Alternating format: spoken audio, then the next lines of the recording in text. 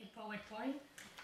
Ante todo quiero agradecer a los organizadores, Juan Manuel Burgos, principalmente a la Universidad Católica, la invitación que me han hecho a participar en este congreso y también pues darles la enhorabuena por el nivel científico, la acogida, el éxito, todo. Bueno, tras la exposición de lo que han sido los aspectos antropológicos y bioéticos de las nuevas teorías del género, me corresponde a mí hablar de las cuestiones jurídicas. No obstante, yo, antes de comenzar, quisiera matizar un poco el título de la intervención, que era, bueno, teoría de género, identidad sexual, aspectos jurídicos. Yo más bien, bueno, también en línea de lo que se ha dicho hasta ahora, más que teoría de género, hablaría de teorías de género. ¿Por qué? Pues porque, bueno, la realidad es que en la actualidad nos encontramos con muchas concepciones del género, con presupuestos, fundamentos y consecuencias sociales y jurídicas muy distintas, ¿no? También se ha apuntado la doctora Inés Riego, ¿no?, cómo existe una gran confusión en torno al concepto mismo de género.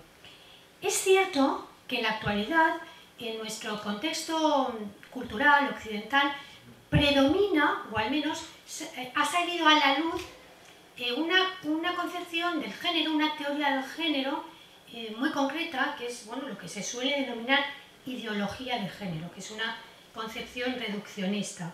Pero esto no obsta para también, yo creo, señalar que existen otras teorías que son adecuadas o aceptables.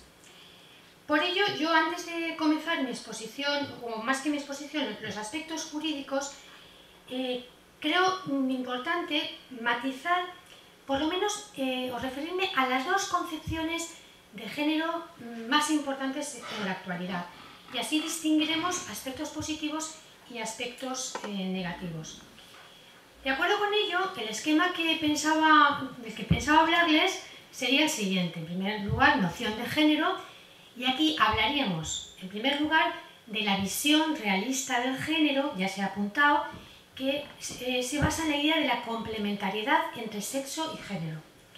Y en segundo lugar, tendríamos ya la radicalización del concepto de género y que desembocaría en lo que, bueno, pues, se denomina habitualmente ideología de género. Luego me referiré brevemente a los rasgos generales de la ideología de género para ver en qué medida estos rasgos se han venido plasmando en España en muchas de las últimas leyes que se han ido aprobando. Y luego, pues, para finalizar, muy brevemente, claves para una respuesta jurídica a la ideología de género. Bueno, con respecto a la noción de género, vemos que, en primer lugar, tendríamos esa visión realista del género en la que género y sexo se presentan de manera complementaria. Partimos de la base, todos sabemos, de que habitualmente, tradicionalmente, se ha utilizado el término sexo para distinguir el varón de la mujer. De ese modo existían claramente dos variantes de la persona humana, persona masculina y persona femenina, o lo que es lo mismo, sexo masculino y sexo femenino. Sin embargo, vemos que en la actualidad, en el discurso social, político y jurídico, la palabra sexo prácticamente ha desaparecido. Esto ha tenido, como ya se ha dicho, una trayectoria intelectual, académica también, pues bastante prolongada en el tiempo. Primero, en el ámbito anglosajón se comenzó, ¿no?, a trabajar en el campo de los denominados los Women Studies y posteriormente se pasó a los Gender Studies. ¿Qué se quería transmitir en un primer momento con el uso de la palabra género? Pues se quería, bueno, pues dar la idea de que en las funciones y en los roles que desempeña en la sociedad el ser humano no está determinado por la biología, ya que en estos roles, en estas funciones, tiene un papel importante, también tienen la cultura y la libertad. De esa manera tendríamos dos géneros, masculino y femenino. También se quería resaltar lo que ya se ha dicho, y es que bueno, pues a lo largo de la historia han habido comportamientos, discriminaciones injustas contra la mujer, y también al mismo tiempo es injusto o es inadmisible asignar a cada sexo, por el hecho de haber nacido biológicamente varón o mujer, unas funciones y unos roles absolutamente cerrados, inamovibles. Esto ha pasado a lo largo de la historia, es decir, por el hecho de ser varón tienes que trabajar, traer dinero, tal. Por el hecho de ser mujer tienes que dedicarte a esto. Bueno, pues es cierto que estas son opciones muy buenas, pero el problema es la falta de libertad. Entonces, con el recurso a la palabra género, en un contexto realista y desde mi punto de vista adecuado, se quiso resaltar que esta situación era injusta, ¿no? La realidad nos demuestra que efectivamente esto es así, o sea que en las funciones sociales que asume cada persona humana, sea varón o mujer, pues hay una influencia biológica clara, pero también hay una importancia de la educación, de la cultura, de la libertad, y bueno, pues es una realidad que la persona humana no es solo biología, sino que también es cultura y libertad, ¿no? De ahí, como decía, lo injusto que automáticamente, ¿no?, de manera determinista, se atribuyan unos roles y unas funciones cerradas. Esto no quita que, como vengo diciendo, el hecho de nacer varón o mujer tenga también consecuencias muy importantes en la vida de la persona. Por ejemplo, bueno, esto ya se ha dicho, ¿no? El hecho de nacer varón significa que yo voy a ser potencialmente padre, marido, hijo. El hecho de nacer mujer ya, bueno, de alguna manera establece unas funciones, ser madre, hija, esposa, que no se pueden modificar. De ahí que haya funciones, como vengo a decir, establecidas, y haya funciones que, bueno, dependan de otros factores. Consideradas las cosas de esta manera, podríamos decir que el sexo se sitúa en el orden del ser, y aquí encontramos una dualidad biológica absoluta, es decir, solo se puede ser varón o mujer, y bueno, hay personas que dicen, bueno, es que hay excepciones, los estados intersexuales, bueno, los estados intersexuales responden a anomalías o patologías genéticas, con lo cual, biológicamente podemos decir que la dualidad es absoluta. Mientras que el término género nos sitúa en el orden del hacer. Nacemos varón o mujer y, bueno, pues luego vamos desarrollando una serie de funciones que van variando a lo largo de la historia. No es lo mismo ser varón o mujer en la Edad Media que en la actualidad. En esta línea argumental, pues vemos que sexo y género son complementarios, y esto pienso que es acorde con la realidad, nos ha hablado mucho también de realidad, con la realidad del ser humano. Sin embargo, como también se ha explicado ya muy bien, en los últimos años nos encontramos con una radicalización de estos planteamientos y llegamos a lo que se suele denominar ideología de género, que ya también se ha dicho que la característica más importante, aunque hay otras, es la separación radical entre esas categorías, el sexo biológico, que deviene absolutamente irrelevante, y el género, lo cultural, la autoconstrucción, que es lo único que importa. Y aquí he escogido una cita de Marta Lamas, y de masculino y femenino son categorías inventadas por los seres humanos. Lo que realmente importa es el género, considerado como un dato dependiente de la cultura y de la autonomía individual. Ya también se ha dicho que los géneros, por lo tanto, fundamentalmente serían heterosexual masculino, heterosexual femenino, homosexual, lésbico, transexual femenino, transexual masculino, bisexual, y pues últimamente ya tenemos hasta el reconocimiento jurídico del género neutro, ¿no? Aquí les he recogido una fotocopia del carnet del pasaporte de la primera persona australiana que, bueno, pues en el que ya legalmente se reconoce que no existe género, o sea, género neutro.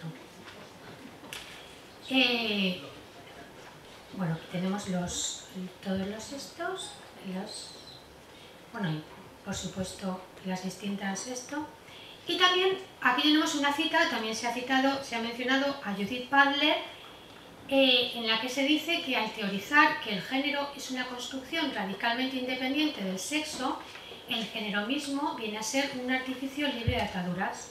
En consecuencia, varón y masculino podrían significar tanto un cuerpo femenino como uno masculino, mujer y femenino, tanto un cuerpo masculino como uno femenino. O sea, vemos la deconstrucción total de la identidad sexual humana. Más bien, en el fondo, como se ha señalado también, nos encontramos una cuestión antropológica de fondo, es decir, la irrelevancia a todos los niveles del sexo biológico de las personas. Todas estas cuestiones, como también se ha dicho, tuvieron a nivel legal, a nivel jurídico, su manifestación, su eclosión pública más clara en el año 1995 en la Cuarta Conferencia Mundial de la ONU celebrada en Pekín, ¿no? Y en esta conferencia esta visión del género se evidenció fundamentalmente en los distintos debates que allí tuvieron lugar. Estos debates fueron realmente muy conflictivos y aunque finalmente el texto que se aprobó no viene a recoger esta noción de género, sí que es verdad que estos presupuestos de la ideología de género calaron profundamente. Y a partir de ahí, desde el año 95, pues se ha venido trabajando en este tema y en este momento la realidad es que, bueno, pues por ejemplo, artículos como el 12 de la Declaración Universal de Derechos Humanos, que reconoce que la familia es la sociedad natural fundada en el matrimonio entre un hombre y una mujer, pues actualmente el contenido de este artículo en el propio seno de Naciones Unidas está bastante, podemos decir, criticado o entre paréntesis. También, bueno, a nivel internacional se están promoviendo en muy distintos niveles documentos y actuaciones que tienen como trasfondo estos planteamientos, sobre todo en países de Latinoamérica y también en África. Bueno, esta visión del género, esta radicalización del género, también la encontramos tristemente de una manera bastante clara, como decía al principio, en leyes aprobadas recientemente en nuestro país.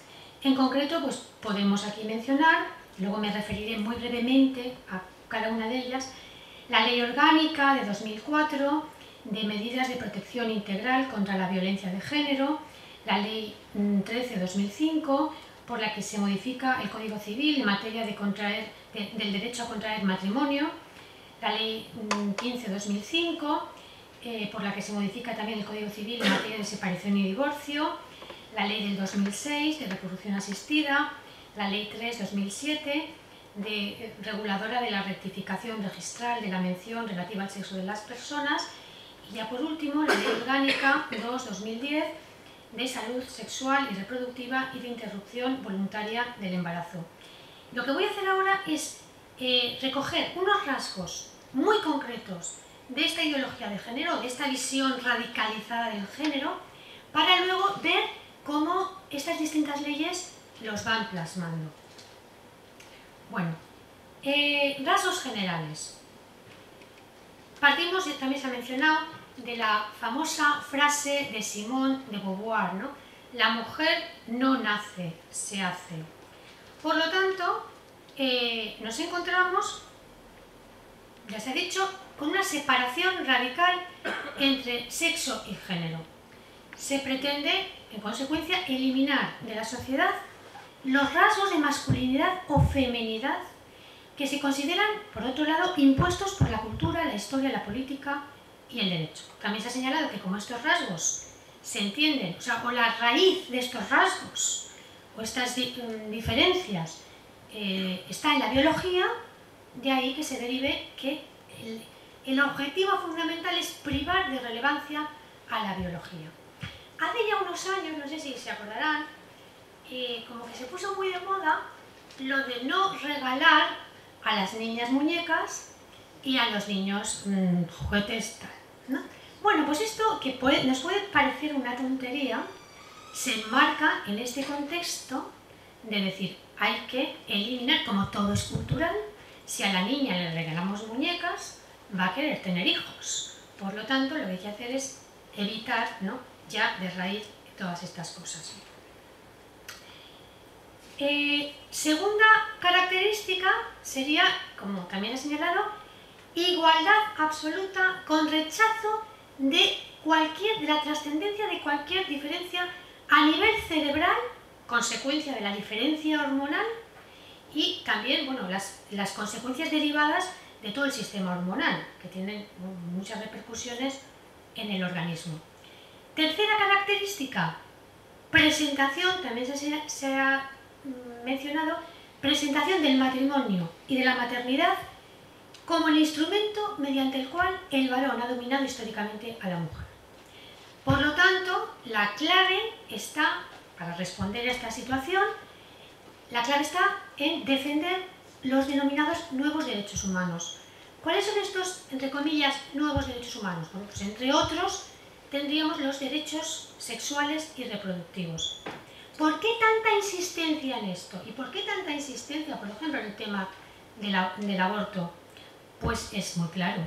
Si la diferencia biológica fundamental entre el hombre y la mujer se encuentra en la capacidad de la mujer para ser madre, para conseguir la igualdad, lo que hay que hacer es eliminar cualquier traba que impida a la mujer desprenderse completamente de su maternidad.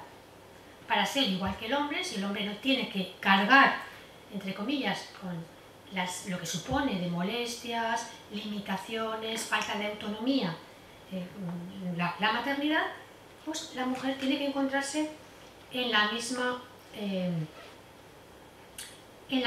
situación. Por lo tanto, como vengo diciendo, la clave está en el aborto y, bueno, pues las píldoras, pues, como sabemos también, en España la píldora del día siguiente se dispensa desde ya hace años sin ni tan siquiera requerimiento de receta, ¿no? Con todas las consecuencias hormonales y sobre incluso niñas menores de edad, etc. Bueno, y la última característica tendría como dos partes, que está todo muy ligado, ¿no? Deslegitimación del concepto tradicional de familia. También se ha señalado que todo este pensamiento entiende que el matrimonio heterosexual ha sido el instrumento mediante el cual el varón ha dominado a la mujer. Por lo tanto, no se trata solo de equiparar otros tipos de uniones afectivas, sino de proponer esas otras uniones como una alternativa mucho mejor. Incluso se denuncia y se demanda la superación de lo que se denomina la heteronormatividad. Es decir, se dice, bueno, culturalmente nos han impuesto la idea de que obligatoriamente tenemos que ser heterosexuales. Esto es cultural, dicen. Y por lo tanto, la heteronormatividad hay que abolirla. De ahí que no, o sea, el paso no es solo la equiparación entre matrimonio heterosexual y unión homosexual, sino el ataque a la misma unión heterosexual. Y luego, bueno, es evidente que toda ideología que se precie, en el sentido marxista, lo que busca es modificar la sociedad. ¿Y cómo se modifica la sociedad? A través de la educación. ¿Y la educación de quién? Pues fundamentalmente de los niños y adolescentes. De ahí que, bueno, pues como veremos, en los últimos años en España se ha intensificado muchísimo la intervención del poder público en todo este tipo de cuestiones, ¿no? De educación sexual, en muchos casos, negando la libertad de los padres a decidir qué tipo de educación quieren para sus hijos. Bueno, pues los ejemplos los tenemos clarísimos, ¿no? Asignaturas, educación para la ciudadanía, etc. Bueno, todo esto, como vengo diciendo, se plasma, bueno, esto es un ejemplo de educación para la ciudadanía, contenidos que se dan a niños para iniciarlos en este tipo de planteamientos. Bueno, como decía, estas características se han ido plasmando progresivamente en las distintas leyes que se han ido aprobando en España. Primera característica que he dicho, irrelevancia a todos los niveles del sexo biológico de las personas. Y aquí tenemos, en primer lugar, la Ley 13/2005, por la que se modificó el Código Civil en materia de derecho a contraer matrimonio. Esta ley, que es la comúnmente denominada Ley del Matrimonio Homosexual, permite que, dice textualmente, el matrimonio sea celebrado entre personas del mismo o distinto sexo, con plenitud e igualdad de derechos y obligaciones, cualquiera que sea su composición. En consecuencia, los efectos del matrimonio serán únicos en todos los ámbitos con independencia del sexo de los contrayentes. Entre otros, también los referidos a derechos y prestaciones sociales, como la posibilidad de ser parte en procedimientos de adopción. En definitiva, como vengo diciendo, aquí, en esta ley, se encuentra claramente la primera nota que hemos señalado, es decir, la irrelevancia jurídica de ser varón o mujer, padre o madre. Y la prueba de ello es que la ley también sustituye las referencias al marido y a la mujer por las de cónyuges o progenitores. Es decir, que ya para el derecho resulta irrelevante haber nacido varón o haber nacido mujer. Precisamente en el marco, que es el derecho matrimonial, en el que tradicionalmente la base era precisamente esa. También tenemos, en segundo lugar, la Ley 14/2006 sobre técnicas de reproducción humana asistida. ¿Por qué esta ley está también aquí? Porque esta ley permite a la madre no biológica lesbiana, o sea, en una unión de lesbianas, entre comillas, matrimonio de lesbianas, casada con la biológica, solicitar que se reconozca a su favor la filiación. El artículo 7.3 dice: cuando la mujer estuviere casada y no separada legalmente o de hecho con otra mujer, esta última podrá manifestar ante el encargado del registro civil de domicilio conyugal que consiente en que cuando nazca el hijo de su cónyuge, de la otra mujer, se determine a su favor la filiación respecto del nacido. Anteriormente estas cosas se podían hacer por otra vía, que era la vía de la adopción, pero en la actualidad, la ley se ha cambiado con el objetivo de que no haya en absoluto ningún impedimento y que además se equiparen completamente la situación del varón y de la mujer que recurren a estas técnicas con la situación de las dos mujeres que hacen lo mismo a nivel de la adopción. En tercer lugar, otra ley que, como vengo diciendo, considera irrelevante el sexo de las personas. La Ley 3/2007, reguladora de la rectificación registral relativa al sexo de las personas. ¿Cuál es la novedad de esta ley? Bueno, pues esta ley parte de todo lo que estamos diciendo, de que la identidad sexual, que anteriormente estaba basada en una realidad objetiva, en el hecho de nacer varón o mujer, se convierte en un concepto totalmente subjetivo. ¿Por qué? Pues porque la ley regula el cambio de la inscripción registral cuando el sexo biológico no se corresponde con el sexo deseado. Dice la ley, el artículo 4, que serán requisitos para acordar la rectificación. Es decir, la persona que va al registro y dice: bueno, yo he nacido biológicamente varón o biológicamente mujer, pero quiero que se cambie esa inscripción registral. ¿Qué es necesario? Primero, necesario que se le diagnostique disforia de género, es decir, discrepancia entre el sexo biológico y el sexo sentido o deseado. Pero la novedad que encontramos aquí en esta ley es que no es imprescindible informe médico.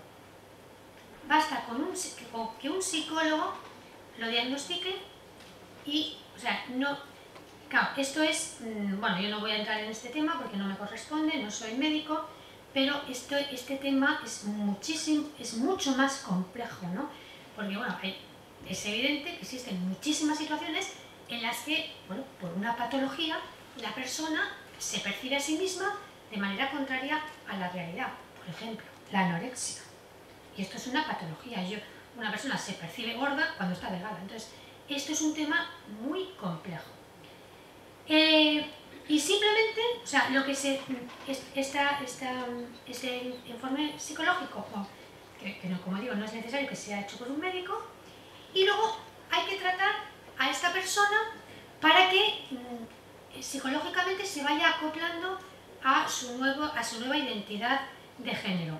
Pero ni tan siquiera este requisito es imprescindible. ¿Por qué? Pues porque la ley dice que cuando haya algún tipo de razones de salud o edad, pues no hace falta este tratamiento.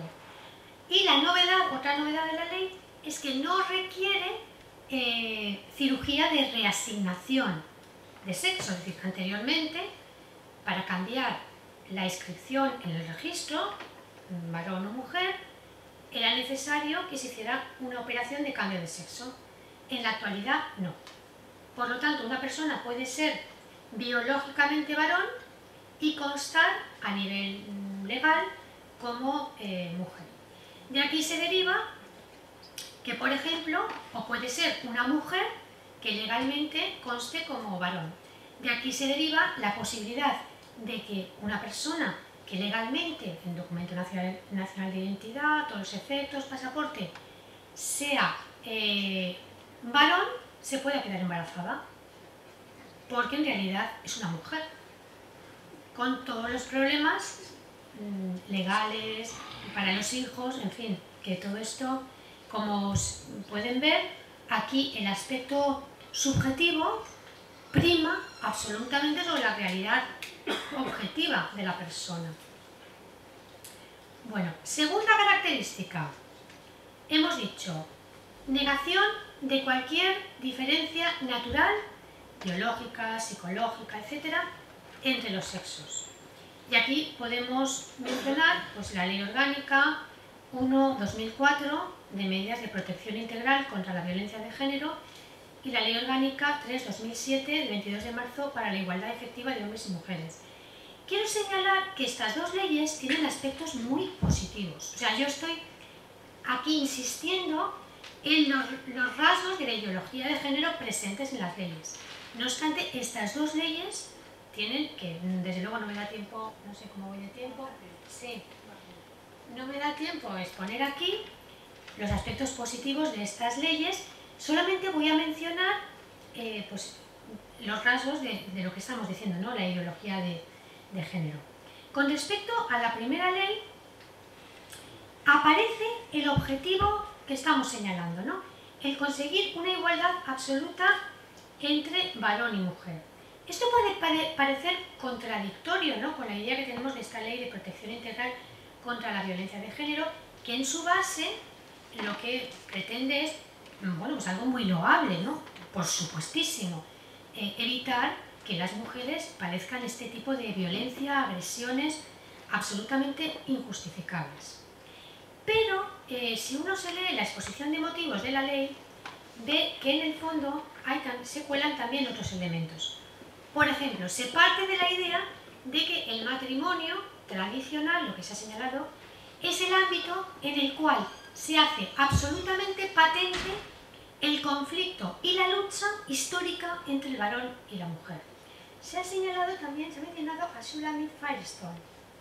Shulamit Firestone es una autora que se enmarca dentro de esta visión ideológica del género, que sobre todo se caracterizó por trasladar el discurso marxista de lucha de clases al ámbito del matrimonio tradicional heterosexual. Y entonces, en esta ley, ya en la exposición de motivos, aparece con mucha claridad este planteamiento. Pero además la ley, como esto sí que ha salido más, ¿no?, públicamente, la ley se caracteriza, o ha sido más conocida, porque impone medidas en el ámbito penal mucho más duras al varón que ejerce maltrato sobre la mujer que a la mujer que hace lo mismo con el varón. O sea, si una mujer, que también tristemente y desgraciadamente sucede, mata a su pareja o a su marido o a lo que sea, la pena, la sanción penal que se le impone es menor. Entonces, ¿qué ocurre? Que esta ley, que como digo tiene aspectos muy positivos, y esto es una lacra contra la que hay que luchar, sin embargo vemos que esta ley no intenta erradicar tanto la violencia en el ámbito doméstico, violencia contra quien sea, porque en el ámbito doméstico, justo creo que esta mañana oía en el telediario que un hijo había matado a sus padres, entonces, de 26 años. Entonces, bueno, pues esta ley no pretende tanto erradicar la violencia en el ámbito doméstico, sino la violencia de los hombres sobre las mujeres.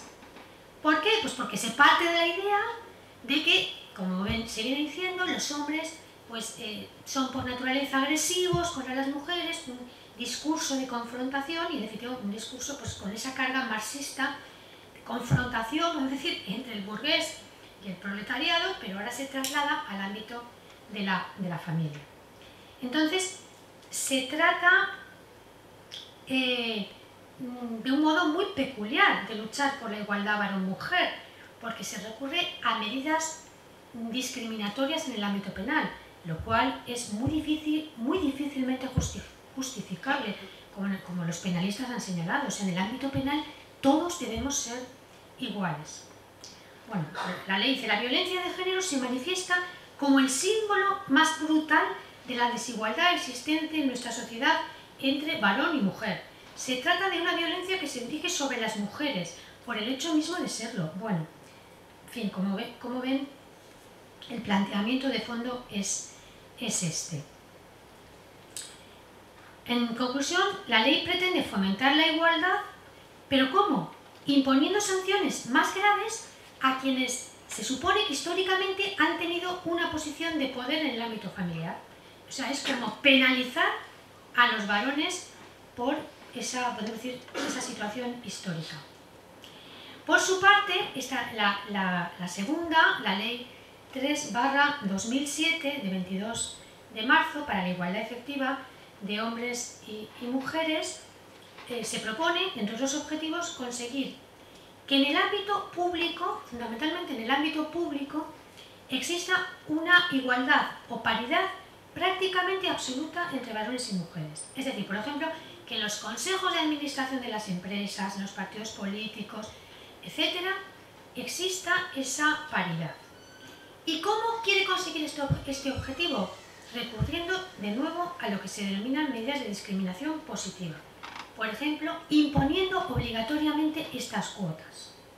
Bueno, con respecto a estas medidas de discriminación positiva, podemos decir que no siempre son negativas. A lo largo de la historia han resultado, en algunos casos, positivas. Pero se corre el riesgo, otra vez, de penalizar al hombre por el hecho de ser varón, ¿no? ¿Por qué? Pues porque puede suceder, y por eso muchas mujeres están en contra de estas medidas, puede suceder que varones mucho mejor preparados pues pierdan su puesto en favor de mujeres que no lo están. Por otro lado, yo creo que aquí lo que importa es que haya una igualdad de punto de partida, es decir, que varones y mujeres tengan las mismas posibilidades de acceso a la educación, las mismas ayudas para conciliar vida familiar y laboral. Cuestión distinta es imponer, ¿no?, de manera taxativa esas cuotas. Bueno, esta ley, tampoco me da tiempo aquí, como digo, exponer las medidas positivas que tiene, porque por ejemplo la ley introduce mejoras, incluso para el varón, por ejemplo amplía el permiso de paternidad a 15 días, amplía también para la mujer el permiso de maternidad hasta que los niños cumplan 8 años, pero creo que descuida un aspecto fundamental, que está también relacionado con este igualitarismo, que para conseguir una igualdad real en el ámbito público, en el ámbito del trabajo, en el ámbito político, es necesaria previamente una verdadera cultura de la complementariedad y de la corresponsabilidad entre hombres y mujeres en el ámbito privado y en la familia. Es decir, en la medida en que la familia, podemos decir, esté bien atendida y en la medida en que exista esa corresponsabilidad, hombres y mujeres podrán acceder en condiciones de igualdad en el ámbito laboral, político, etc., a los mismos puestos. Y esto pasa, desde mi punto de vista, fundamentalmente por un apoyo más efectivo del Estado a las familias y a las empresas familiarmente responsables. De ahí que yo básicamente lo que critico a la ley es que imponga obligatoriamente esas cuotas y sin embargo no proteja, ¿no?, o no establezca medidas que ayuden a la base, que es la base que es la familia. Tercera característica, he dicho, presentación de la maternidad como el instrumento mediante el cual el varón ha dominado históricamente a la mujer. Y aquí tenemos lo que ya hemos mencionado, la Ley Orgánica 2/2010 de salud sexual y reproductiva y de interrupción voluntaria del embarazo. Como decía, dado que la maternidad es lo que diferencia biológicamente al varón de la mujer, lo que hay que conseguir es que se elimine cualquier tipo de traba que limite a la mujer a la hora de tomar decisiones de desprenderse del hijo. En España este tema, o sea, el tema de presentar la maternidad como ese instrumento mediante el cual el varón ha dominado a la mujer, e incluso presentar la maternidad como una enfermedad de la mujer, pues se plasma de una manera clarísima en esta ley. ¿Por qué? Pues porque la ley parte de la base, errónea desde mi punto de vista, de que el aborto es un servicio de salud. Es decir, abortar es una prestación de salud, es algo bueno para la salud. Y a partir de eso va interpretando una serie de documentos internacionales en este sentido, cosa que no es cierto porque en muchos documentos internacionales lo que existe ahora es una gran ambigüedad. Por ejemplo, en documentos de Naciones Unidas existe muchas veces ambigüedad en torno a si el aborto es un medio de control reproductivo. Sin embargo, como digo, la ley no plantea ninguna duda o ninguna ambigüedad. ¿Por qué? Pues porque de hecho considera que el aborto es un derecho y de ese modo contradice completamente la doctrina anterior del Tribunal Constitucional del año 85, que no sé si recuerdan, que entendía que el aborto era un hecho sancionable penalmente, salvo en algunas excepciones. Y partía de la base de que debía existir, desde mi punto de vista incorrecto, pero bueno, un equilibrio entre la libertad de la mujer y la vida del no nacido. Sin embargo, en la actualidad este planteamiento ha cambiado radicalmente. Para empezar, el aborto ha dejado de ser un hecho sancionable penalmente a convertirse en un derecho. ¿Se pueden imaginar el cambio? Y por lo tanto, si es un derecho, la mujer lo va a poder ejercer sin ningún tipo de límite. En consecuencia, la ley apela, si les lo digo textualmente, al derecho a la maternidad libremente decidida en su artículo 3.2 y lo conecta con otros derechos fundamentales. De ahí que esa biología tenga también esas consecuencias a nivel personal, incluso a nivel antropológico. Sin embargo, vemos que tristemente, como decía al principio, la tendencia actual en las leyes es hacia el dualismo, a separar lo biológico de lo espiritual o lo racional, cuando lo adecuado sería la tendencia hacia la integración, hacia la complementariedad. Porque la persona no es solo biología ni solo autoconciencia, sino una unidad muy compleja. Y la maduración, la realidad es que la maduración armónica del ser humano implica la integración, el esfuerzo personal por integrar adecuadamente todos estos elementos. No por disgregarlos, sino por integrarlos. Entonces, ¿qué es lo que las normas deberían de tener presentes? Primero, yo diría, frente a esa imposición por ley de un igualitarismo radical, se plantea la necesidad de hacer compatible igualdad y diferencia entre varón y mujer. Esto significa, pues, por ejemplo, que el derecho continúe en la línea de, pues, proteger más la maternidad y garantizarla con medidas más integrales. Segundo, el derecho no puede presuponer lo que no es real. El derecho no puede partir de la base de una ficción.